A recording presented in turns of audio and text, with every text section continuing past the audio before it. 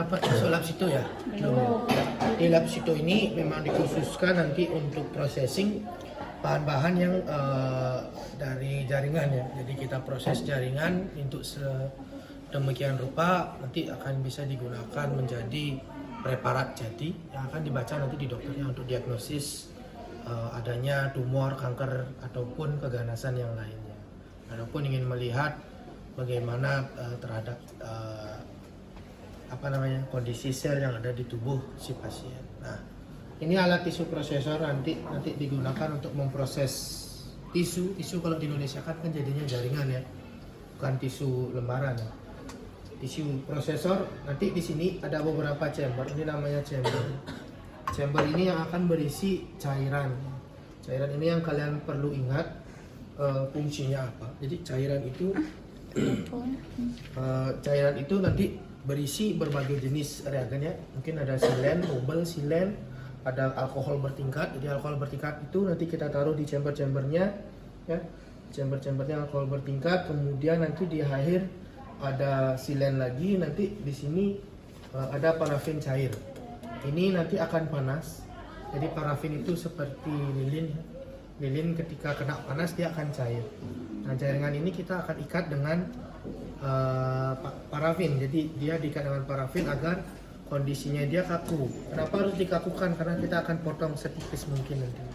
Jadi kalau misalnya daging gelondongan, ya, tisu gelondongan misalnya dari mamai, dari ginjal, apapun dari penis, testis dan yang lainnya, kanker biasa kan dari sana, ataupun tulang itu kita nggak bisa langsung potong. Karena kan kita mau lihat selnya di mikroskop. Karena ada instrumentasi mikroskop pun ada. Kalau mau lihat di bawah mikroskop kan berarti dia harus setipis mungkin. Prinsipnya itu. Kalau mau buat tipis berarti kita harus bekukan dia. Caranya boleh, sebenarnya ada alat lagi satu kan harusnya namanya frozen section. Jadi kalau frozen section itu dibekukan bener. Jadi dibekukan langsung dipotong. Fresh dia, tapi dibekukan dulu dagingnya gitu istilahnya, jaringannya. Tapi kalau ini diproses dulu dengan mekanisme dehidrasi, nanti diputar alatnya ya. Jadi kita masukkan jaringannya ke sini ya. Ini cara yang menggunakan nanti biar teman-teman tahu juga. Jadi menggunakan nanti dia akan dia akan bergerak turun. Prinsipnya cuma merendam aja. Jadi di chamber 1 direndam 2 jam, di chamber 2 2 jam, di chamber 3 2 jam. Cuman itu. Tisu prosesor itu cuman gitu. Cuman ada waktunya juga. Kok beli alat mahal-mahal beli karena untuk cuma merendam aja kan? Jawabannya adalah karena waktunya bisa sampai 16 jam. Proses satu ini tuh bisa proses 16 jam. Kalau di laboratorium PA, ini kan nanti dipakai di laboratorium PA ya. Itu kan prosesnya kita nggak boleh bisa nunggu kan. Mungkin malam, mungkin jam 12 malam kita nggak mungkin ngangkat itu turun. Jadilah makanya ada alat tisu prosesor ini. Jadi tiap alat nanti akan beda-beda prosesnya, jenis alatnya ya.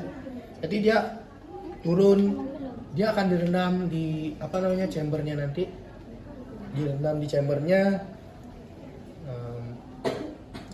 Ini aja dia diam aja selama 1 jam. Mungkin ada proses ini ya, mungkin ada proses angkat turunnya aja sedikit. Ini kalau misalnya jadi hanya untuk menghomogenkan saja tiap beberapa detik. Tapi ini kan di hold selama 1 jam. Jadi setelah dari sini kita ambil, dia sudah terendam parafinnya. Jadi jaringan itu kalau diibaratkan sebuah ruangan kan di dalamnya ada airnya kan, sel itu kita keluarkan di proses tisu prosesor, kita masukkan parafin, cuman segitu prinsipnya. Jadi setelah dia jaringannya dari sini kita ambil kemudian kita proses di sini ya. Ini jadi satu keterkaitan nanti ya. Ini namanya apa, ada yang tahu nggak? Banyak nama ya, misalnya kalau kita seringnya di sini bilangnya parafin dispenser ya. Ya parafin dispenser karena di sini ada parafinnya nanti. Ini masih beku, ini parafin beku, dia kayak lilin. Tapi nanti ketika alatnya hidup, ini kan panas, jadi dia akan mencair.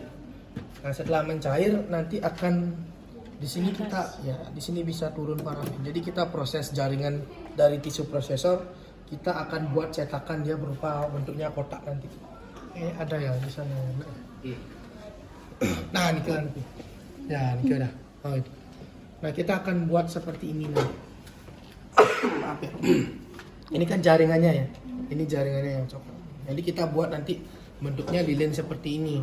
Tapi kita cetak dulu di sini, baru dilanjutkan di sini nanti. Ini cold plate. Jadi di sini parafinnya ada yang di sini kalau kita lihat kan ada daerahnya ya.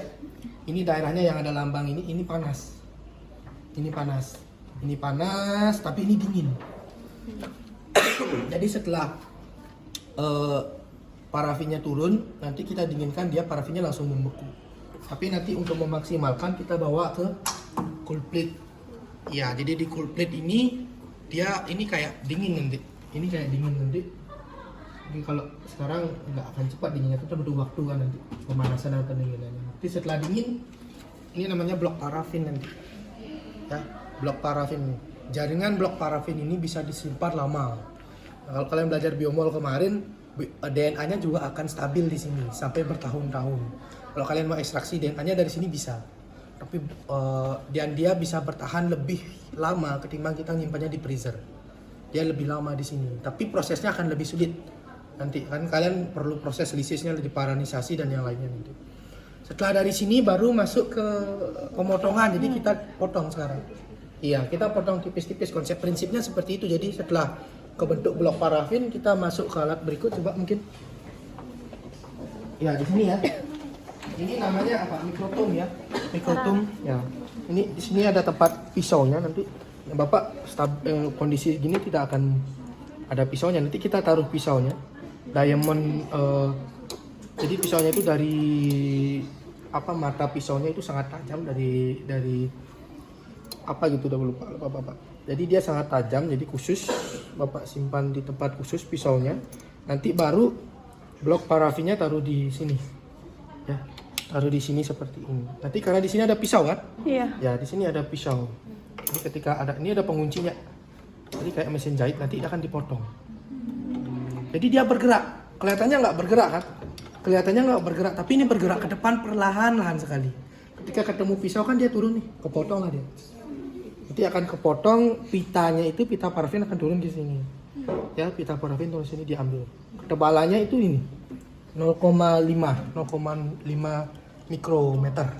Sorry. Jadi sangat tipis. Ya. Ya. Jadi ingin membuat jaringan itu setipis mungkin. Tapi kalau langsung dari jaringan fresh itu nggak bisa. Itu prinsipnya. Jadi kalian kalau ATLM mungkin nanti akan prosesnya di lab PA akan seperti ini.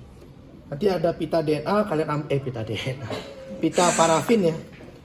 Kayak pita-pita blok parafin ini. Jadi dia akan menipis mungkin. Kita ambil pakai kuas. Di sini water bath ya. Kita bawa ke water bath.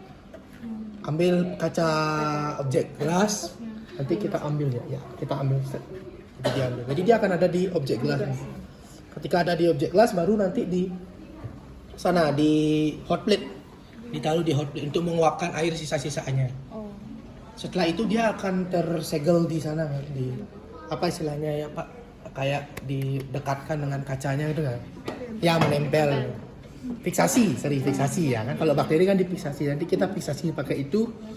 Nah, nanti dilanjutkan dengan proses pengecatan. Nanti kita pengecatannya alatnya pakai staining jar biasa nanti yang biru itu ya.